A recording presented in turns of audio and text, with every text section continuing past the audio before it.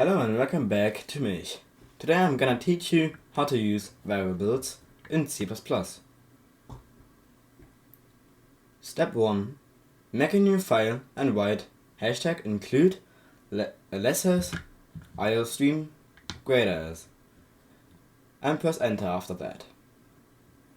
Then write using namespace std semicolon and hit enter. Then you have to write int main,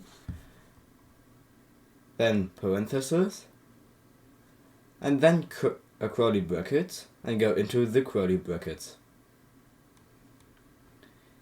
Step 2. Now we have to assign a variable type. There are many to choose of. First, you have to choose what you want to do with the variable. If you want to have a number, you can choose between integer and float. If you use float, you can use numbers like 1, 2, 3 and everything in between. But if you use an integer, you can only use numbers like 1, 2, 3. If you want to have a text, you can choose between characters or a string. A string is made out of multiple characters, and a character is only one letter like I or E.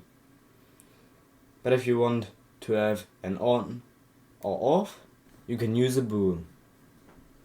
If you want to make a text, you have to write string, and then you have to make a name for the variable like text, and you put that name after string. After you've done that, type equals, then you have to write a word like hello in quotes. When you have done that, put a semicolon at the end of the line and press enter.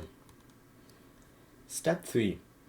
If you want to display your variable, just type cout less than, then the name of the variable, and then another semicolon. Step 4. Now you can compile your code because it's finished.